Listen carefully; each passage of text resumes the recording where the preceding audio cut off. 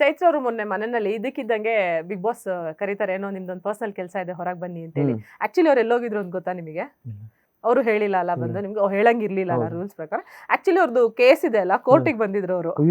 ಕೋರ್ಟಿಗೆ ಬಂದು ಅಟೆಂಡ್ ಮಾಡ್ಕೊಂಡು ವಾಪಸ್ ಬಂದಿದ್ದು. ನೋಡಿ ಬಂದಿದ ತಕ್ಷಣ ಮತ್ತೆ ಜೈಲಿಗೆ ಹೋಗ್ಬಿಟ್ರು. ಪಾಪ ಹೋಗ್ಲಿ ಪಾಪ, ಬಿಗ್ ಬಾಸ್ ಮನೆಯಲ್ಲ ಜೈಲಿಗೆ ಹೋಗ್ಲಿ, ಅವಳು ಹೊರಗಡೆ ಹೋಗೋದ್ ಬೇಡ. ಓಕೆ, ಇನ್ನ ಗೋಲ್ಡ್ ಸುರೇಶ್ ಅವ್ರಿಗೆ ಅಂದ್ರೆ ಪ್ರೋಮೋ ನೋಡಿದ್ವಿ ನಾವ್, ಇನ್ನ ಎಪಿಸೋಡ್ ಅಲ್ಲಿ ಟೆಲಿಕಾಸ್ಟ್ ಆಗಿಲ್ಲ. ಗೋಲ್ಡ್ ಸುರೇಶ್ ಅವ್ರನ್ನ ಇದಕ್ಕಿದ್ದಂಗೆ ಮನೆಯಿಂದ ಏನೋ ಎಮರ್ಜೆನ್ಸಿ ಅಂತ ಕರ್ಸ್ಕೊಂಡಿದ್ದಾರೆ. ಏನ್ ನಿಮ್ಗೇನಾದ್ರು ರೀಸನ್ ಗೊತ್ತಾಯ್ತಾ? ನೀವೇನಾದ್ರು ಗೋಲ್ಡ್ ಸುರೇಶ್ ಜೊತೆ ಮಾತಾಡಿದ್ರಿ? ಇಲ್ಲ, ನನಗೆ ಅವ್ರಿಗೆ ಮಾತಾಡೋಕೆ ತುಂಬಾ ಪ್ರಯತ್ನ ಪಟ್ಟೆ, ಸಿಕ್ಕಿಲ್ಲ, ಅವ್ರ ಕಾಂಟ್ಯಾಕ್ಟ್ ಸಿಕ್ಕಿಲ್ಲ ನನಗೆ. ಅದ್ ನನ್ನ ಎಲಿಮಿನೇಷನ್ ಆದ್ಮೇಲೆ ಆಗಿದ್ದಂತ ಪ್ರೊಸೀಜರ್ ಅದು, ಸುರೇಶ್ ಅಣ್ಣ ಹೊರಗಡೆ ಬಂದಿದ್ದು.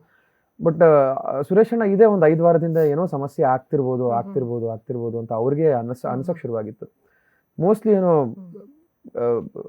ವ್ಯವಹಾರದ ವಿಚಾರದಲ್ಲಿ ಆ ಥರದ್ದು ಏನಾದ್ರೂ ಸಮಸ್ಯೆ ಆಗಿರ್ಬೋದು ಅಂತ ನನ್ನ ಊಹೆ. ಬಟ್ ಅವ್ರು ಯಾರಿಗೂ ಮಾತಕ್ಕೆ ಸಿಗ್ತಿಲ್ಲ, ನೋಡ್ಬೇಕೇನಾಗುತ್ತೆ ಅಂತ.